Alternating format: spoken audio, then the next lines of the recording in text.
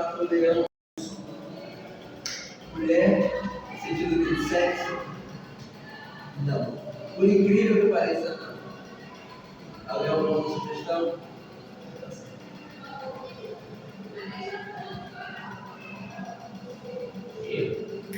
Não. Dinheiro? Não.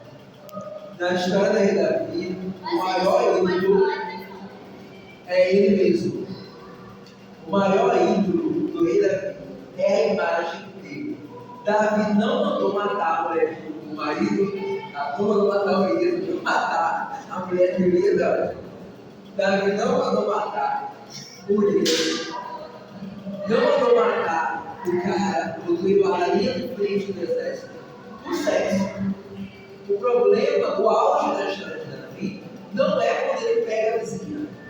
O auge da história de Davi é quando ele manda matar o marido da mulher que ele quer pegar, que ele quer ficar, para que ninguém descubra. É comum ele ter um pregador dizendo que ele manda matar o cara para ele casar com a mulher dele. Não. Ele podia ter ido lá, ficar com ela e acabou. Só que poderia ser que em algum momento ele ficasse sabendo. Ela talvez se sentindo culpada, confessasse ao marido que traiu ele com o melhor amigo dele, com o dele. E a imagem dele como ficaria? Queimada. O cara que foi ungido entre tantos irmãos, o cara que lutou contra o Golias, que ganhou o Golias, matou o leão, matou o urso, matou não sei o que lá. Esse cara é um adúltero. Ele causou que uma mulher adulterasse. Então, a preservar a imagem dele, tanto que depois o profeta chega lá, falando toda uma parábola ali para falar com ele, toda a sua exuberância, tem que matar esse cara. Interessante, esse cara é você. E aí, oh meu Deus, misericórdia, coitado de mim. Então, a maior questão ali do Davi era a imagem dele. A preocupação dele era como é que as pessoas iriam estar falando dele se descobrissem aquele pecado. É por isso que ele manda matar o cara, para que ninguém descobrisse. E quando ele casasse com o velho, Batseba. Então isso aí, Batseba. A questão dele matar ele ali, depois ele casar com a Batseba, era uma questão de obediência. Ele não precisaria casar com ela. Mas ele mata o cara para ninguém descobrir, e quando ele resolve casar com ela está livre para casar, porque ela é viúva. Ele não está roubando a mulher de ninguém. Na mente do corpo, ele quer saber o que aconteceu. Então, ele foca ali em não manchar a imagem dele, casa com a mulher, para preservar a imagem dele. E aí, sobre essa questão de identificar a questão do nosso pecado, quem é que está causando esse pecado, o Davi, o podcast que descobre, ele cita a história de um pastor amigo dele, um ex-pastor amigo dele. E ele conheceu esse cara, começou a ajudar a tratar esse cara. Um mês depois que esse escândalo de homogeneidade se espalharam, que esse cara, as pessoas descobriram, relatando, que ele estava traindo a esposa. Esse pastor estava traindo a esposa com outros homens. Claro que isso acontece entre esposas, mulheres, mas esse cara em específico estava traindo a esposa com outros homens. E aí veio à tona toda aquela questão e etc. E aí ele perguntou para esse cara, mas ninguém sabia, você nunca contou para ninguém que você tinha desejos afetivos, etc. Ele falou, não. Quando eu entrei no seminário, eu fiquei sabendo que teve um cara que foi expulso do seminário porque ele tinha essas questões. Então eu resolvi não falar nada. Quando eu fui ser contratado por uma igreja, a igreja fez um monte de perguntas, mas eu não falei sobre isso, senão eu não seria contratado. Quando eu fui casar, eu pensei, poxa, eu devo contar isso para minha noiva, mas eu quero casar, se eu contar, ela vai casar comigo, então eu não vou contar. Então ele passou uma vida sem contar, ninguém sabia. E ele ia contar, no caso da esposa, que ele tinha desejos, porque ele só começou a ter relações com outros homens, além de desejos, depois de já estar casado e pastoreando na igreja. Toda a vida dele ele só teve desejos. Então, se ele tivesse contado ali para a esposa, talvez ela não se divorciasse, ele desistisse de casar com ele. Porque ele só tinha impulsos. Ele nunca chegou a cometer o fato pecado além da mente dele. Mas ele não contou para ninguém até ele começou a se relacionar com outros homens. Descobriram, e aí foi toda uma polêmica, etc. E aí, ele tratou esse cara, ele disse que o vídeo que ele comprou, esse pastor, agora esse pastor, obviamente, ele foi considerado pastor, obviamente também. E ele perguntou, né, agora ele perguntou esse cara, e aí, como é que você está?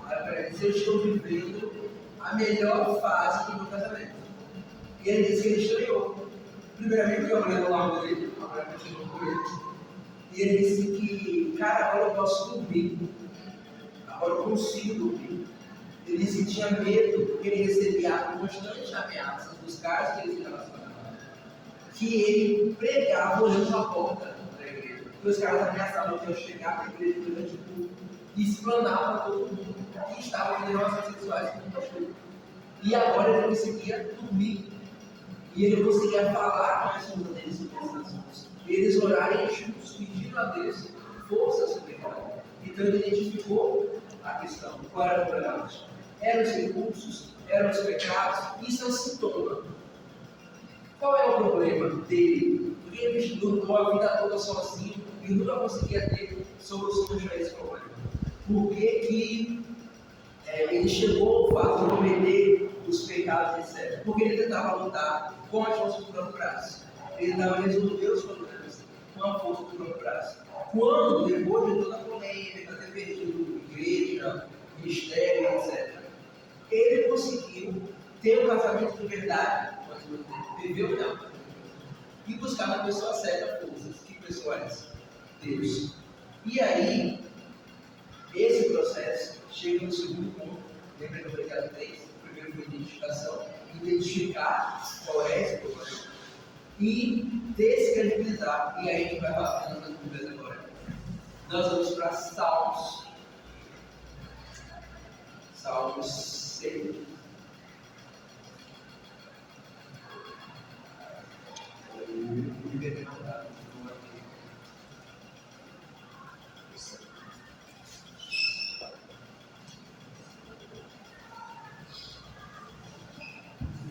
Salmo 115, a partir do 4.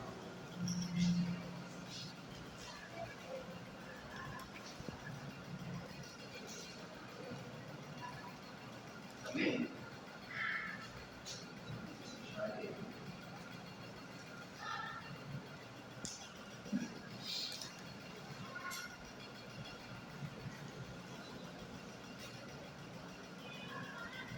Amém? Salmo 115, versículo 4. Os ídolos das nações são prata e ouro, obras de mãos humanas. Versículo 5. Tem boca e não falam, tem olhos e não veem, tem ouvidos e não ouvem, tem nariz e não cheiram, tem mãos e não apalpam, tem pés e não andam.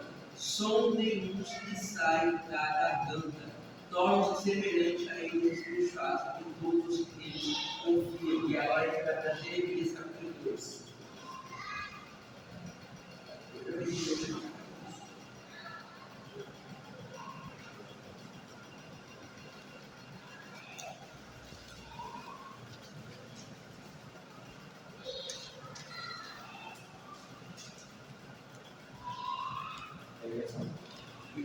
Jeremias 2, 27. Capítulo 2, versículo 27.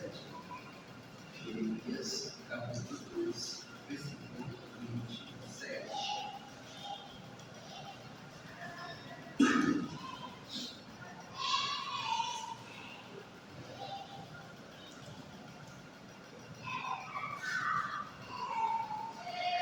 Amém? Jeremias 2, 27. Eles dizem a um pedaço de madeira: você é o meu pai, e a pedra, você me deu a luz, pois me viraram as costas e não angústia. Mas na hora da angústia dizem: levanta-te e salva-nos. Onde estão, 28? Onde estão os deuses que vocês fizeram para vocês mesmos? Eles que se levantem, se é que eles podem salvar-nos na hora da calamidade, porque os seus deuses, ó Judá, são tantos como as suas cidades. E agora nós vamos para 1 Reis, capítulo 1 Reis 18.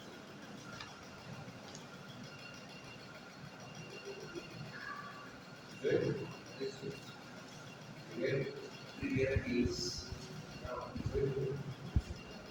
Não, o versículo é o 27. Foi eu abrir a segunda vez.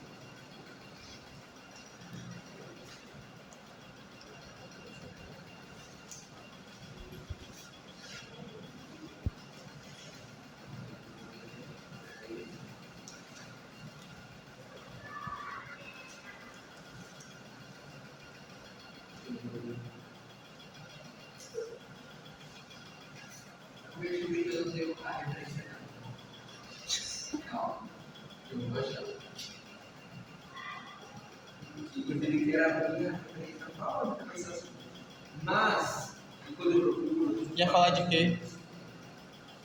Baal e os profetas? É 1 Reis 18 mesmo.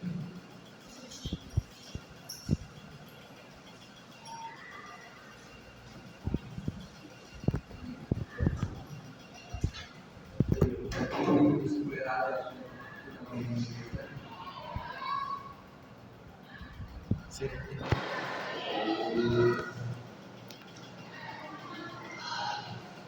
Esse 1 Reis 18, 27. Amém?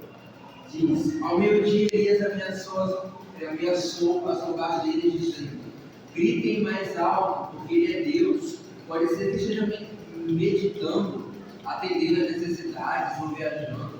Talvez esteja dormindo e necessite que a porta. Vai. Então, o profeta diz: grite mais alto, ele pode estar no banheiro, pode estar soltando barrote. Grite mais alto aí para que ele escute. E o desacreditar é justamente em todos esses sentidos que as passagens que a gente leu, de Salmo, de Jeremias, de Referência, faz com esses deuses. É menosprezá-los, é mostrar que não faz efeito. Aí o que isso tem a ver com o pecado que a gente está falando? Tem a ver que você precisa entender que o objetivo do ser humano é glorificar a Deus e ter prazer em tudo que Deus nos dá na nossa vida, em toda a criação e etc. Então você deve buscar prazer em Deus. Então quando você busca o prazer na pornografia, na masturbação, em qualquer coisa que não seja a Deus, está buscando em um ídolo. E vai ser momentâneo. Você vai se masturbar, vai chegar ao orgasmo, acabou. É uma vez. Nós sabemos que, embora nós estejamos ainda no processo de santificação, o Espírito Santo está fazendo uma boa obra em nós a cada dia, a nossa experiência em experimentar a plenitude da obra de Deus em nós só vai se cumprir no diabo do céu. Mas ainda só vai ser total no diabo do céu. Mas até lá nós conseguimos sim ter um prazer verdadeiro e duradouro em Deus. E aí, as pessoas não mudam a sua realidade, não mudam a sexualidade B para a sexualidade A, porque elas acreditam que o pecado vai realizá-las. Que aquele desejo que ela está sentindo, cometer aquele pecado, assistir só aquele videozinho ali, vai se satisfazer. Por isso as pessoas não mudam. Então a gente precisa, porque lembra que o coração pode enganar? O seu coração pode dizer que não, realmente vai se satisfazer. Vai lá, que vai dar certo. E aí, se você não vê problema, você ora em Deus, você ora a Deus para que Ele te revele o problema e faça com que você reconheça esse problema. Se você já reconhece o problema, você busca em Deus força para lutar com esse problema, porque você, na força do seu braço, você não vai conseguir. E quando a gente continuar achando que no final da corrida isso vai ter um pote de ouro, a gente não vai mudar o sentido, começar a buscar a santidade também na nossa sexualidade. E aí nós vamos para Hebreus, capítulo 11.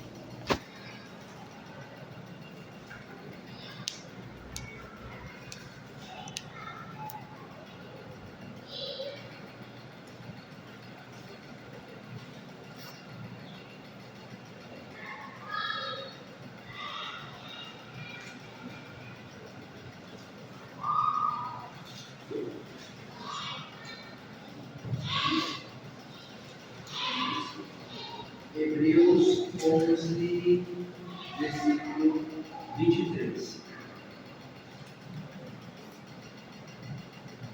Nós precisamos, aqui eu já entro no terceiro ponto, antes de ler os pontos 23. Nós precisamos substituir um amor por um amor maior. É como aquela passagem que, se vocês consultarem,